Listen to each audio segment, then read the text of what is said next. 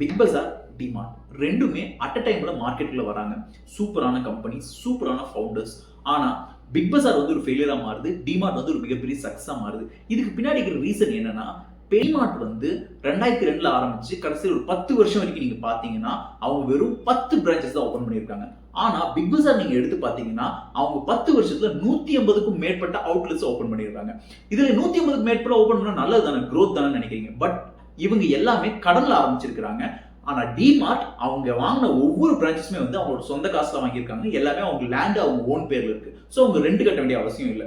இந்த ஒரு விஷயத்தால என்ன ஆகுதுன்னா, பிக் பஜார் நிறைய ரெண்ட் கொடுத்து தள்ளப்படுறாங்க. நிறைய கட்ட முடியாம கடைசியா வந்து ஃபியூச்சர் ரீட்டைல்னு சொல்லிட்டு ரிலையன்ஸ் குரூப் கிட்ட இதை கொடுத்துட்டு அவங்க வெளியே வந்துடுறாங்க.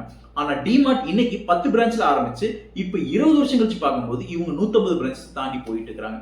இதுதாங்க ஒரு மிகப்பெரிய முக்கியம். வாழ்க்கையில் நம்ம என்ன பண்ணாலும் ஃபர்ஸ்ட் பேஷண்டா அதை நம்ம ஸ்டடி பண்ணிட்டு கொஞ்சம் கொஞ்சமா அந்த மாடல் டெவலப் பண்ணோம்னா